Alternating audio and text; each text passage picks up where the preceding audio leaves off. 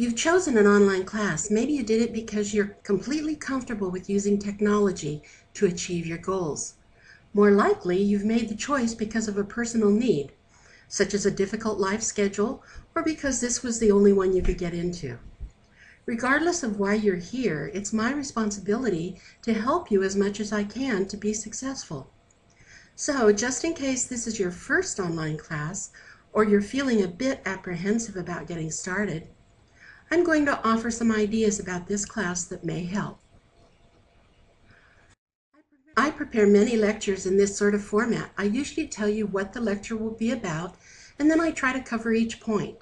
All lectures will be offered in video, audio, and PDF format, so you can watch or listen or print and read, or all three. If you ever have questions, please post them in the Q&A forum or send me an email. Now, let's get started. Success in an online class is a bit like being given a length of rope.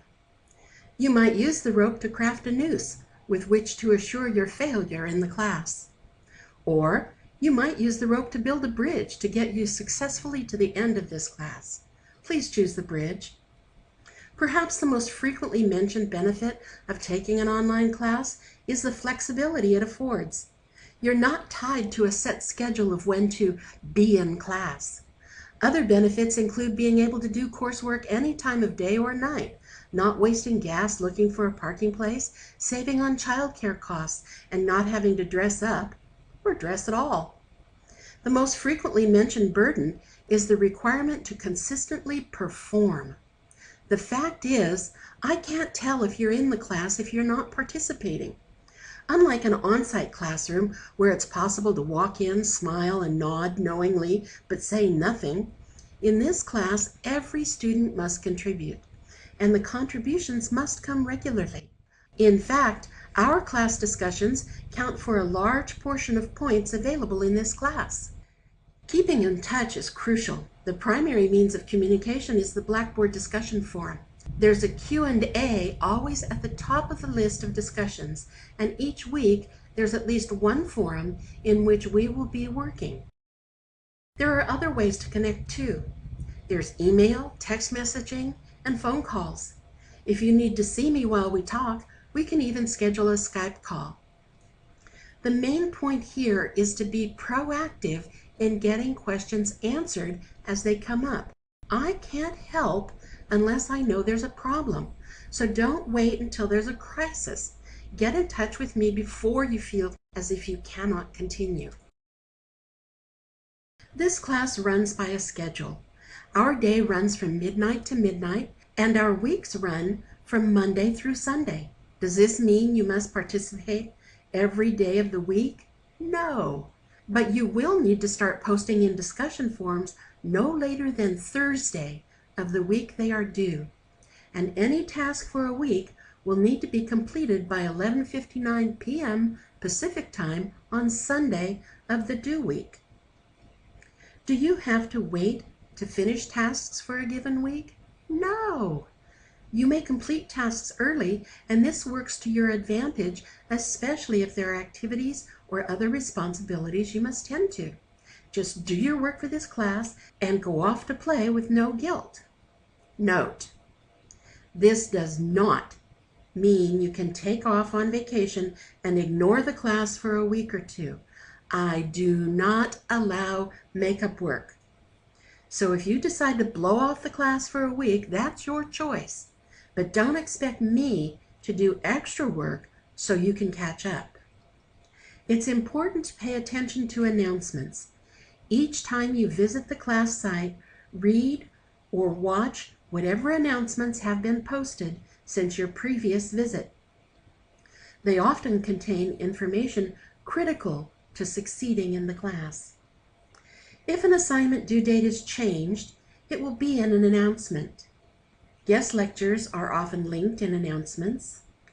Extra resources are posted in announcements. Tips for success are posted in announcements. The last concern is emergencies that might interfere with your ability to complete a task or the class. Regardless of the type of emergency, the only way we can deal with it is if you let me know it's happening. If you are ill or have a family crisis, a quick email, text message, or call can make the difference between being able to make special arrangements or not being able to complete the class. However, disappearing from a class for 2 weeks, then saying you've been sick or had a family emergency will not result in a positive outcome. Nor will telling me you had to be on vacation for a couple weeks and want to make up work that was missed. Read the syllabus.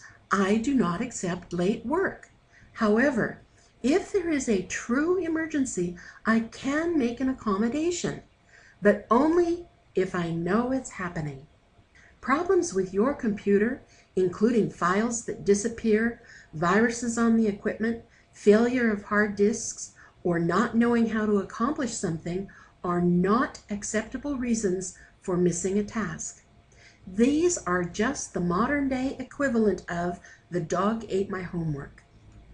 The only technological issues which will be accepted are those which affect the entire campus or region. For instance, if Blackboard was offline for a period of time, the time a task was due would change. If the campus internet service was interrupted, additional time to complete tasks would be given. This is not true if your personal internet service is interrupted. If the power was out in the city, not just at your home, an adjustment to the schedule would be made. So how do you prepare? 1. Make sure you know where you can use equipment if yours fails for any reason. 2. Back up all of your work frequently. 3. Work far enough ahead of due dates that if a small snafu happens, you won't be affected. 4. Enter my contact information in your phone so you can reach me in case of emergency. You will find it in the class site under the Instructor tab.